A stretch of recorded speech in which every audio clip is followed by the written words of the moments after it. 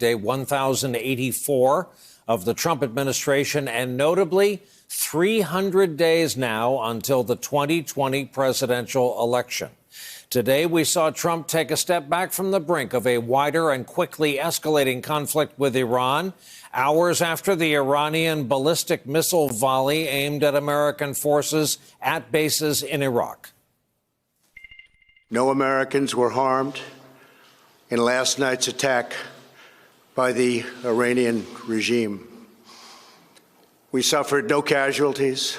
All of our soldiers are safe, and only minimal damage was sustained at our military bases. Iran appears to be standing down, which is a good thing for all parties concerned and a very good thing for the world. The civilized world must send a clear and unified message to the Iranian regime.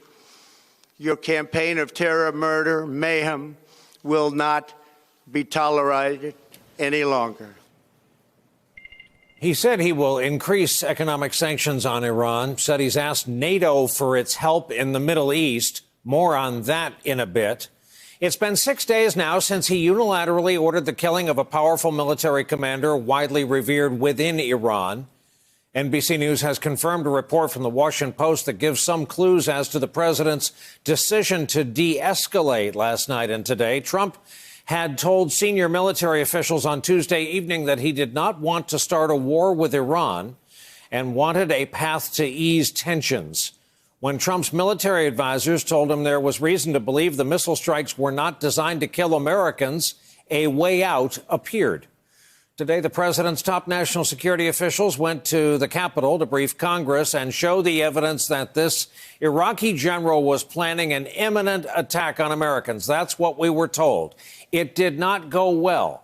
Democrats were critical, and let's be honest, that was expected. But this was not expected. Here now, Republican Senator Mike Lee of Utah.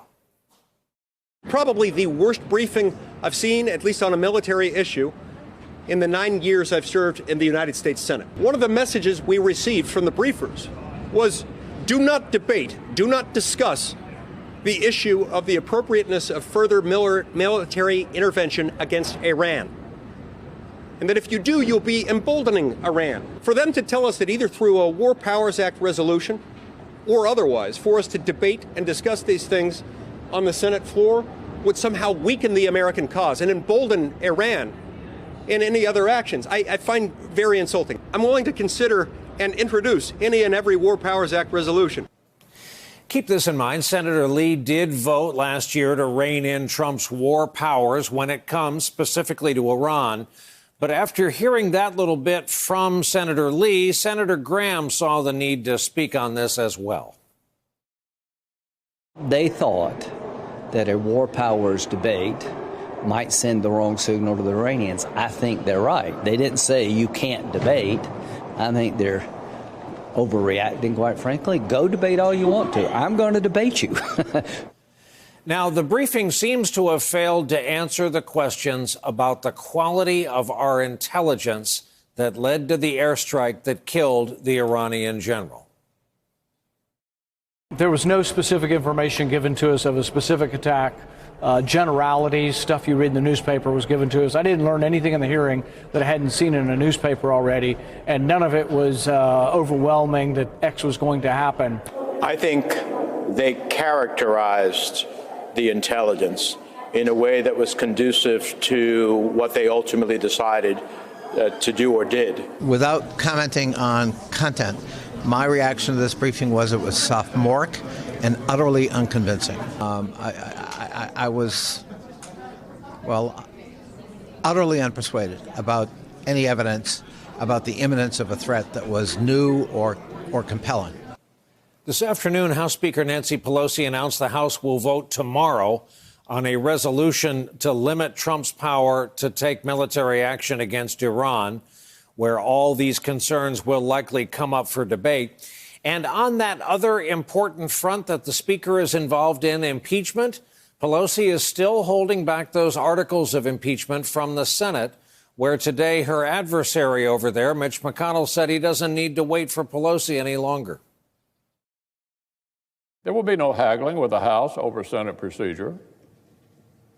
We will not cede our authority to try this impeachment. The House Democrats' turn is over. And indeed, some Senate Democrats appeared resigned today to the reality that it was time to see the charges against the president. We are reaching the point where the articles of impeachment should be sent. I think it is time for the Speaker to send the articles over. The sooner we receive this, the sooner we can find out if we're going to have a real trial or not. But tonight, the Speaker gave no indication that she was ready to fold on this.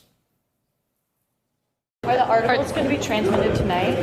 No. Anytime soon? Do you listen when I speak? I said when we saw what the arena is, that we would be sending members in, then we would send over the articles. We haven't seen that.